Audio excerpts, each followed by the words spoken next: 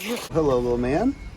Nice to meet you. By the time the rehabbers would start, oh, sorry. They'll be climbing all over you, biting you for fun. Oh, he's growling at me. Oh, look at her. This is where we're gonna go ahead and drop off this little guy. You do need a license to take care of wildlife. Kevin, hey.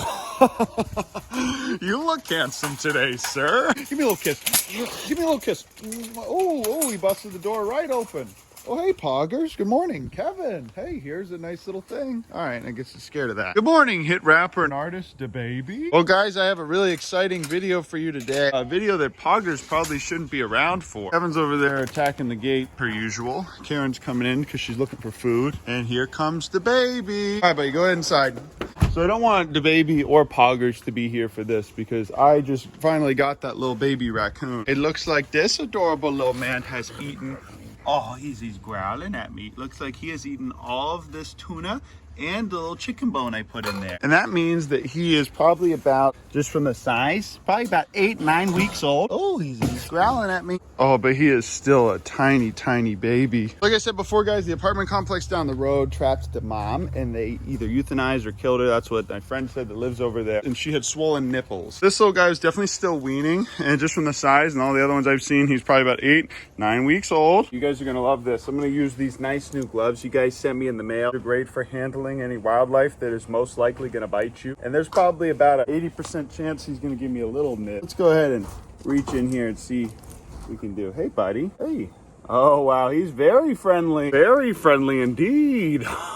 Hey, raccoons are what you call a rabies vector species, and you never want to do this. And oh, Kevin, get out of here. Get out of here, Karen. Raccoons are what's called a rabies vector species, and you definitely don't want to handle them or touch them ever, period, unless you're wearing gloves. This little guy, you can tell just by shining a bright light on his pupils, which I already did, that he's not rabid. He doesn't have any serious diseases. He's not shaken. His mouth is fine. Normally what rehabbers will do when you get him is they're just going to go ahead and give him a little bit of Numex 2, a little bit of dewormer for him. For the sake of the rehabbers, I like to make it as easy as possible for them, so I'm going to go ahead and weigh this little guy.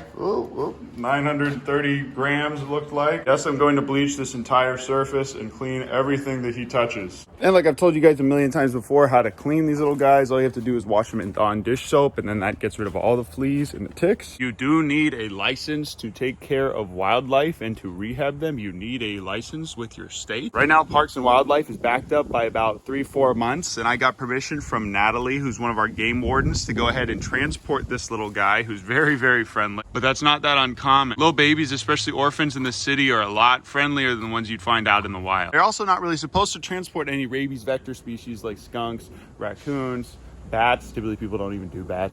Coyotes and foxes, all those things are really not supposed to transport at all. I did call Natalie, our game warden friend, and she said that I have permission to take him straight to the rehabber, but that's it. So I'm going to do that. But that don't mean I'm not gonna do a creature feature on the way.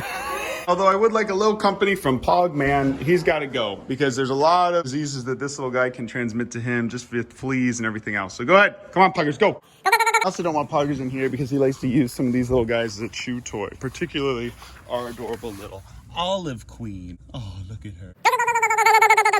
This little guy's real angry and mean whenever he's in this little cage, but when I took him out with the gloves, he ended up being really fun. Never handle these guys, period. If you can help it, you guys, don't handle them without protective gloves. It's easy for me to tell whether he has rabies or not, but honestly, you never know 100%. And rabies ain't even the worst things that these guys can get. So to start you guys off, I'm gonna tell you guys a little bit about raccoon roundworm. Special little macaroni-sized roundworm that these guys can get. So they get to be the size of macaroni. And because this guy's about 900 grams, you can tell he's about 9 weeks old. This is when rehabbers would stop bottle feeding them and give them entire hard food. It's also about the time the rehabbers would start, It's also about the time when rehabbers would stop bottle feeding them, which would keep them from getting too attached to them. This is when you want to put them with a bunch of litter mates that are about the same age so that they can grow with each other and not be as attached to humans. After all, a raccoon that is too friendly to humans cannot be released into the wild. Now, having said that, they will bottle feed for the first 9 months if they're given the opportunity to. In fact, they might bottle feed for forever. But at about 16 weeks, the mother's teat completely dries up. But I know this guy isn't going to bite me because he's very friendly, and chances are he's probably been fed by the neighbors quite a few times. And although these guys do wean at 11 to 16 weeks, they stay with their mom for the first 9 months of their life. And they rely on that to learn how to hunt. or they rely on their litter mates, which this guy apparently did not have. So I called up some rehabber friends in town, and only one of them has some litter mates that are about the same size and age as this young man. You don't want to mix ones that are the wrong age, because then they'll fight and then they'll hurt each other. How's about you two boys go back into the yard? Definitely not trying to get bit out of stress. So I'm gonna go ahead and put him right back in this little container here. Okay, got him loaded up in the bus. And like I said, guys, when you find him, don't give him any food, don't give him any water. That is the rehabber's job, is to make sure that they have enough fluids. If they need to, they'll inject it. This little guy is definitely old enough to eat solid foods and drink on his own, though. As I was saying, raccoon roundworm will literally just get into the human system and then crawl around in our bodies, even up to our brain.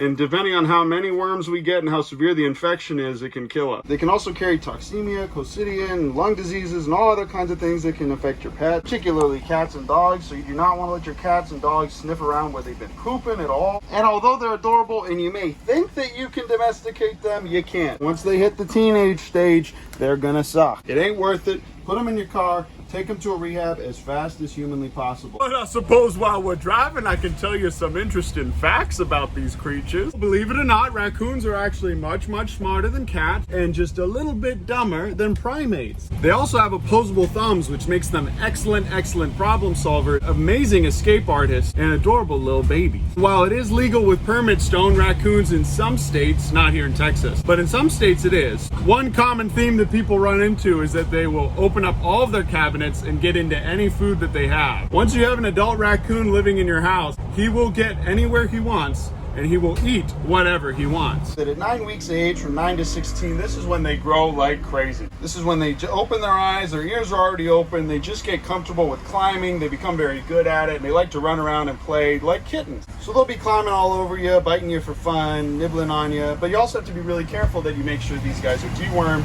and have their rabies shots if you're going to have them as a pet, or if you're going to rehab them. I know that back in Pennsylvania, when people rehab raccoons in the winter, they have to wait until the following spring to release them. So oftentimes these rehabbers will keep these large raccoons in captivity because they're not quite ready to go back into the wild yet, because they would surely die in the winter. All they have is kitten milk replacer, which you can get at any Walmart or HEB. Nothing like standstill traffic at midday on a Thursday. Yeah, just go ahead and stop in the middle of a highway. I'll also add that these guys make kind of sad pets to have too if you were to have one in a legal state, because they only live for 2 to 3 years. So you go and bottle feed them, get all attached, fall in love with them, and then in half a mile, turn right onto East Martin Luther King Jr. Boulevard. I guess one little additional fact is that Calvin Coolidge, one of our old presidents, had this old man as a pet. Also, eating raccoon meat used to be pretty common in the United States. Thanks to humans, raccoons can be found just about everywhere in the world. Hello, little man.